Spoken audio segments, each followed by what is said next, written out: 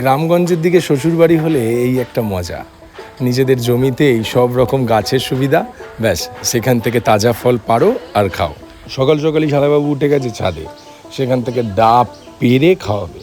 মোটামুটি এই ডাব দোকান দিয়ে খেতে গেলে 70-80 টাকার নিচে তো হবেই না, কিন্তু যতই টাকা দিয়ে কিনে খাও, নিজেদের বাড়ি থেকে পেরে খাওয়ার মজাই আলাদা। চারিদিকে ডাব গাছ, আম গাছ, সব রকম গাছের সুবিধা তো রয়েছেই, শুধু পারো আর খাও। ডাব পাড়া হয়ে গেছে, এবার শালাবাবু নিজেই ডাব ছাড়াতে বসে গেল। এইটুকু ডাব দেখে কেউ বলবে এই ডাবের মধ্যে এত জল? মোটামুটি পেট ভরে দেওয়ার মতন জল তো হয়েইছে এই ডাবের মধ্যে দিয়ে।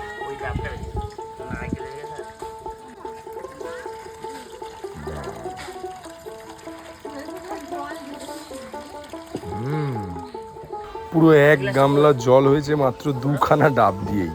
তারপর আর কি, সেই ডাব নাও, খাও আর পেট ঠান্ডা করো।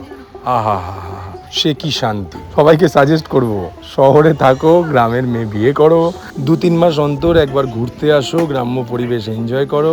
আর কি, নতুন ব্লগগুলো কেমন লাগছে কমেন্ট করে জানিও। টাটা।